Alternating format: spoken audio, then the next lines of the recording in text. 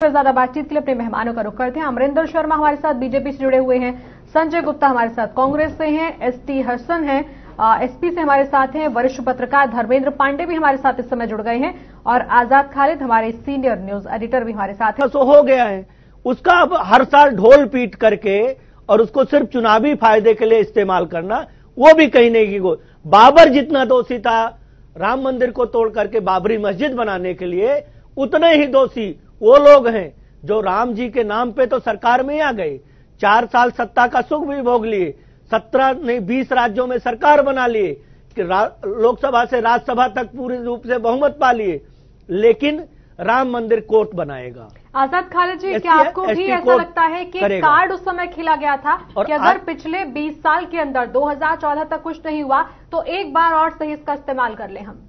देखिए, आज का दिन को मैं थोड़ा सा याद करना चाहूंगा। मेरे दोस्त थे संजय सिंघल, आज वो दुनिया में नहीं है। वो मेरे पास आए, बड़े आहिस्ता से उन्होंने मेरे कान में कहा, मैं उन्हीं के इलाके में था। उन्होंने कहा कि सुनने में आ रहा है कि खबरों में, क्योंकि उस टाइम मीडिया बहुत एक्टिव नहीं था, कि बाबरी मस्जिद जो है वो गिरा दी गई है और तुम ऐसा करो, या तो मेरे घर चलो, कहीं ऐसा ना हो कि यहाँ माहौल खराब हो जाए। मैंने कहा जो होगा वो तो देखा जाएगा। उस दिन को याद करके आज के दिन को मैं 2 चीजें कहना चाहूंगा। आज देश में 3 तरह के लोग हैं। एक वो लोग हैं जो बाबरी मस्जिद और राम जन्मभूमि विवाद के नाम पर राजनीति कर सत्ता तक पहुंचे हैं। एक वो लोग हैं जो अप्रत्यक्ष रूप से पूरी तरह उसको नाकाम रहे।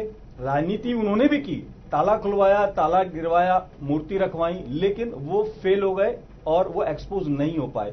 हिंदुत्व का एजेंडा उनका भी था, लेकिन वो फेल हो गए। एक वो तबका है जो संविधान की बात करता है, जो कहता है कि बाबर ने जो किया। हालांकि मैं आपको एक और बात बता दूं, अयोध्या में आप जाएंगे, 14 मंदिर ऐसे हैं, 14 जगह ऐसी जहां ये दावा किया जाता है कि राम जन्म यहां हुआ था, ये असल में राम जन्मभूमि है। लेकिन हम उस विवाद में ना जाके हम ये जानना चाहते हैं कि 1947 में जो संविधान लिखा गया, उस संविधान के बाद सुप्रीम कोर्ट की अवहेलना करते हुए 92 में जो हुआ, एक तबका वो है जो उसको याद करता है कि कैसे संविधान का धज्जियां उड़ी, कैसे सुप्रीम कोर्ट के आदेशों की धज्जियां उड़ी, कैसे सरकारों के ऊपर जनता ने भरोसा करा, वो किया। बाबर ने जो किया, बाबर को कह रहे हैं कि अल्लाह और खुदा नहीं है, यकीनन नहीं है, लेकिन वो आक्रांता अगर था तो उसकी नस्लें यहीं खत्म हो गई, वो यहीं का शासक था। बहुत लोग बड़े हुए इस नाम पर। आडवाणी जी मौजूद हैं, रथ यात्रा निकाली, पूरे देश ने देखा, आज वो कहां है वो आडवाणी जी शायद बेहतर जानते हैं। सवाल ये नहीं है कि राम मंदिर बनेगा या मस्जिद बनेगी, सवाल यह है कि देश कैसे चलेगा, सवाल यह है कि संविधान की मर्यादा कैसे बचेगी, सवाल यह है कि सुप्रीम कोर्ट के आदेशों का कैसे पालन होगा, सवाल यह है कि पत्रकारिता कैसे जीवित रहेगी, असल मुद्दों पर कब बात होगी। सबको लगता है कि राम मंदिर बन जाएगा, रामराज आ जाएगा, सबको लगता है कि बाबरी मस्जिद बन जाएगी तो मुगल शासन आ जाएगा। सवाल शासन का नहीं है, मुगल भी शासक थे। इब्राहिम लोदी से बाबर का युद्ध होना इस बात का सबूत है कि वो मुसलमान राजा ना होकर शासक थे, सत्ता उनका एक तरह से निशाना था। मुलायम सिंह द्वारा गोली चलाए जाना इस बात का सबूत है कि वो भी शासक थे। सवाल यह है कि आज के दिन को हम कैसे याद करें, सौहार्द कैसे बना रहे। कोई कहता हमने शौर्य मनाना है, कोई कहता हमने ब्लैक डे मनाना है। शौर्य किस बात का? अपने ही सुप्रीम कोर्ट के आदेशों को अगर हम धज्जियां उड़ाते हैं, पैरों में रौंदते हैं, उसका शौर्य कैसा? काला दिवस कैसा? ये बड़ा सवाल है। आज दुनिया आगे जा रही है, कोई चांद पे जाने की बात कर रहा है, कोई सैटेलाइट छोड़ रहा है, कोई 4G की बात कर रहा है, कोई 6G की बात कर रहा है। हम बात कर रहे हैं 500 साल पहले एक काम हुआ, उसके ऊपर हम आज भी लड़ रहे हैं। हम आज भी ये कह रहे हैं कि बाबर ने ये कर दिया। आज उसकी नस्लें मौजूद नहीं है, आज उसके नाम लेने वाला मौजूद नहीं है। अगर कोई खड़ा होता है तो वो फर्जी है, लेकिन वो शासक को याद करके हम लोग उसी की लकीर पीटते रहे, ये बड़े दुर्भाग्य की बात है। देश को रोजगार चाहिए, देश को तरक्की चाहिए, देश को महंगाई से छुटकारा चाहिए, देश को शिक्षा चाहिए। आज दिल्ली जैसी जगह पे जहां 3 जगह से मेडिकल फैसिलिटीज मिलती है, डेंगू से लोग मर रहे हैं, इस सवाल पर कोई बात नहीं कर रहा। 1992 में जो हुआ, उसके दिन को हमें 3 भागों में बांटना होगा और सबसे बड़ा भाग उसमें एक जर्नलिज्म है, जो सच्चा पत्रकारिता होगी। उसमें यह सवाल खड़ा करना होगा कि आखिर शौर्य किस बात का। राजा आएंगे, वो अपनी मनमानी करेंगे। कल को अगर आप वो जो कहते हैं ना कि हमने वो जब्र भी देखा है तारीखों ने, कि लम्हों ने खता की है और सदियों ने सजा पाई है, आज जो हम कर रहे हैं, कल को हमारी नस्लों को क्या भुगतना पड़ेगा ये कोई नहीं जानता। क्योंकि बाबर ने जो किया वो हमने भुगता, जो हम करेंगे वो आगे कौन भुगतेगा, ये बड़ा सवाल है। एसटी हसन जी, उस पर कुछ भी नहीं करूंगा। अगर हम उस पर अध्यादेश नहीं ला सकते, जो लोग बोल रहे हैं अध्यादेश के लिए प्रेशर हमारा, अगर हमें कोई बाकी सारा पार्टियां कोई समर्थन देती है अपने तरफ से, तो हम उसके ऊपर कानून भी बनाने SC पे आपने किसी का सपोर्ट किया था? किसका समर्थन लिया था आपने? क्या आप दूसरी पार्टियों के भरोसे पे और किस लिए चाहिए आपको? एक से पांडे जी, क्या दूसरी पार्टियों के भरोसे पे आपने मैनिफेस्टो बनाया था अपना? नहीं, दूसरी पार्टियों के भरोसे पे नहीं, हमने खाली दूसरी पार्टियां सपोर्ट करेंगे तो आप लाएंगे अध्यादेश?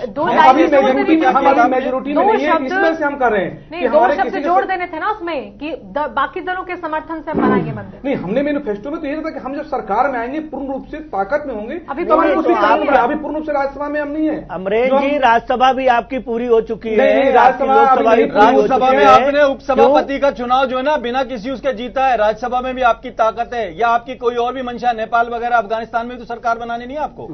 नहीं, सरकार हम बनाने के हमारे कहीं नहीं है। उपराष्ट्रपति जीते तो हमारे उपराष्ट्रपति जीतना एक अलग चीज है, एक देश में संविधान के हिसाब से पालन करना एक अलग चीज है। जनता को क्यों बहकाते हैं? क्या बात कर रहे हैं आप? देखिए, जो कोर्ट पहले हमने लोग बुलाया चुनावी मुद्दा, हमारा कोई चुनावी मुद्दा नहीं। 2019 से हमारा जब दिसंबर में हुआ जो कोर्ट जजमेंट, अमरेश जी अपनी बात पे टिकेंगे? ये आपका चुनावी मुद्दा नहीं था, आप वादा नहीं करके जनता से? चुनावी मुद्दा नहीं बचा, वोट के नाम पर वो चुनावी मुद्दा। आप यहां से बोलिए कि आपने जनता से वादा नहीं किया है। नहीं, जनता से हम वादा किए कि हम मंदिर बनाएंगे, लेकिन हम मंदिर बनाने का विश्वास हम पूरा जनता को दिए कि हम करेंगे, और उस पर हम उम्मीद करते हैं कि मैं खरा भी उतरूंगा। अभी उसमें बहुत टाइम बाकी है खालिद साहब, और वो पूर्णतः उस रूप में हो जाएगा। संजय लीजिए, आजाद खालिद जी कुछ पूछ रहे हैं। संजय जी, आज आपने एक बड़ा सवाल उठाया। आपने कहा अगर यहां पर कानून का राज होगा तो इनका जो है कैंसिल हो जाना चाहिए, हाँ या ना करते रहना। जी, आपने ये भी कहा कि एक शपथ लेते हैं आप। जी, जब नेहरू जी पीएम बने थे और आपकी सरकार थी, आपने भी शपथ ली होगी? जी जरूर। एक FIR दर्ज हुई थी अयोध्या में, उसमें लिखा गया था कि ईशा की नमाज रात को हुई और रात को कुछ लोगों ने आके मूर्तियां रख दी, शरारती तत्वों ने मूर्तियां रख दी। उसके बावजूद वहां के DM ने जब आपको रिपोर्ट भेजी तो नेहरू जी ने वो मूर्तियां हटवाई, न वो किया, और उसके बाद ताला डाल दिया गया, पहली बात। फिर ताला खोल दिया गया, फिर वहां पर ताला इसलिए खोल दिया गया कि पूजा होती रहे। आपने कौन से संविधान के तहत, किसके तहत आपने ये धोखा किया? विद्वेष था वो, किसी का फेवर था? एक मिनट सुन लीजिए जी जनाब। आपका लाइसेंस, आपकी पार्टी का जो वो है क्यों निरस्त नहीं होना चाहिए? मेरा जो सवाल है उस सवाल पे मैं पांडे जी के पास भी जाऊंगा, पहले आपका जवाब ले लेना। क्योंकि सरकार थी और शुरू से सही जी। खालिद साहब, आप इतने वरिष्ठ पत्रकार हैं, इतना बढ़िया। नहीं, मैंने एक आम आदमी की तरह पूछा है। सुनते नहीं, मेरी विनती आपसे क्या है सर, मैं आपकी तरफ से पूछा है। नहीं, मैं तो बल्कि आपसे इस बात के अंदर मैं आपसे समझना चाहता था, मगर आपने कह दिया तो मैं जवाब देता हूं। जवाहरलाल नेहरू जी या मोदी जी या कोई व्यक्ति इसके अंदर देश का न्यायाधीश नहीं है। अगर कोई गलत काम किसी ने किया तो ना तो किसी मोदी जी के कहने पे किया, अभी आप जो कह रहे थे इनका निरस्त होना चाहिए, वो किसके तहत कह रहे थे? नहीं सुनिए, मैं वो दूसरी बात कर रहा हूं, क्योंकि सरकार का एजेंडा है। जवाहरलाल नेहरू ने कभी नहीं कहा कि मंदिर वहां पे बनना चाहिए या नहीं बनना चाहिए, मस्जिद बननी चाहिए। ये कांग्रेस के कभी एजेंडे में नहीं था, और यदि कांग्रेस के एजेंडे में होता, हर सूरत में कांग्रेस का रजिस्ट्रेशन कैंसिल हो जाना चाहिए था। मैं आपको कह रहा हूं, मगर आप जो घटना की बात कर रहे हैं, घटना के ऊपर बोल रहे हैं कि हर हाल में होना चाहिए था।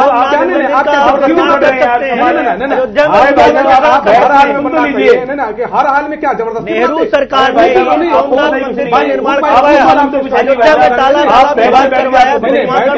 ने बैठे हैं जब उसके अंदर अगर मुकदमा दर्ज होगा, उसका एक प्रोसीजर है, और उसके अंदर कोई प्रधानमंत्री का या सरकार का दखल नहीं है। मगर ये लोग उसको FIR पे कार्रवाई नहीं होगी, ये कहते हैं मंदिर के अंदर कोर्ट FIR पे कार्रवाई नहीं हुई तो मंदिर को जबरदस्ती वही बनाएंगे, ये इनके शब्द हैं। इसके लिए मैंने कहा कैंसिल होना चाहिए। संजय जी, आपकी पुलिस थी, आपकी केंद्र में सरकार थी, देश तुरंत ही आजाद हुआ था, और उस टाइम पे अगर एक FIR होती है और DM आपको भेजता है कि कुछ लोगों ने वहां नमाज अदा कर दी और फिर रात में कुछ लोगों ने वहां मूर्ति रख दी, यहां विवाद बढ़ रहा है, तो क्या उस FIR के तहत जो लोग थे उनकी जांच नहीं होनी चाहिए थी? क्या जांच होकर के दोषियों को सजा नहीं मिलनी चाहिए थी? ये सरकार का दायित्व तो बनता है या नहीं? संविधान के दायरे में आता है कि नहीं? तो कहीं न कहीं देखिए, वहां पे ताला डाल करके इस्त्री कर दी गई, और दूसरी तरफ वहीं सोमनाथ मंदिर का निर्माण आपके सदन में रख के बिल ला करके आप प्रस्ताव पारित करके सोमनाथ मंदिर बना देते हैं। जनाब, मैं कहना चाहता हूं, अयोध्या में जहां विवाद नहीं था, किसी कांग्रेस पार्टी ने सोमनाथ मंदिर नहीं बनाया, कम थी, मगर उसके अंदर ताला डाल करके एक नया विवाद 50 साल बाद के लिए तैयार खड़ा कर दिया।